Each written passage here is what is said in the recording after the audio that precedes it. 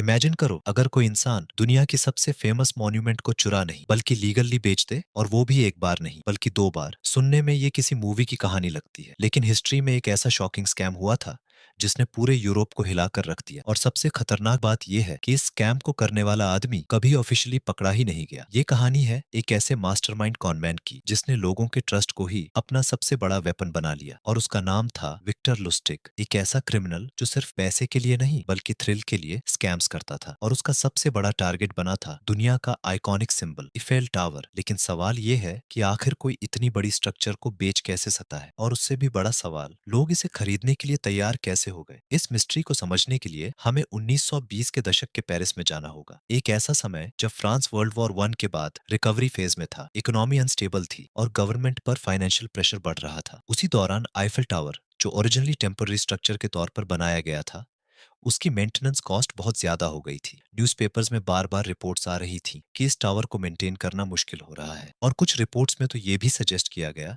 कि इसे डिसमेंटल किया जा सकता है। यही वो वीक पॉइंट था जिसे एक कॉनमैन ने अपॉर्चुनिटी में बदल दिया। 1925 में विक्टर लुस्टिग ने एक ब्रिलियंट लेकिन डेंजरस प्लान बनाया। उसने खुद को फ्रेंच गवर्नमेंट का ऑफिशियल बनाकर स्क्रैप मेटल डीलर्स को सीक्रेटली इनवाइट किया। उसने उन्हें एक लग्जूरियस होटल में बुलाया और बताया कि गवर्नमेंट सीक्रेटली एफिल टावर को बेचने वाली है, लेकिन ये डील कॉन्फिडेंशियल है ताकि पब्लिक आउटरेज ना हो। उसने इतनी कन्विंसिंग एक्टिंग की कि सभी डीलर्स को ये बात सच लगने लगी। फिर उसने एक बिजनेसमैन को टारगेट किया जिसका नाम था एंड्रे पॉयसन। लुस्टिक ने उसे कन्विंस किया कि अगर वो रिश्वत देगा तो उसे ये डील मिल सकती है।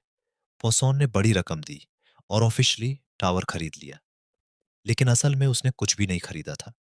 पैसे लेकर लुस्टिक तुरंत पेरिस से भाग गया। सबसे शॉकिंग बात यह थी कि ऑन्द्रे पोसॉन ने शर्म के कारण पुलिस में कंप्लेंट ही नहीं की। उसे डर था कि लोग उसका मजाक उड़ाएंगे, और यही साइलेंस लस्टिक के लिए सबसे बड़ी जीत बन गया।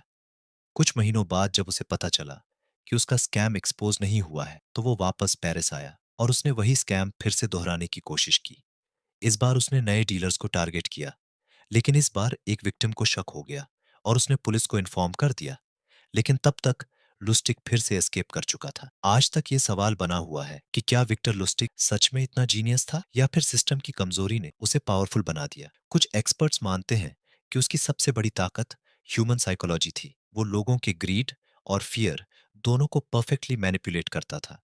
जबकि कुछ लोग ये भी मानते हैं कि अगर ऑनरे पर्सन कंप्लेंट कर देता तो शायद ये स्कैम यहीं खत्म हो जाता। एक और थ्योरी ये भी है कि उस समय की मीडिया रिपोर्ट्स ने अननोइंगली इस स्कैम को पॉसिबल बना दिया, क्योंकि उन्होंने टावर की हालत को एग्जैजरेट किया था।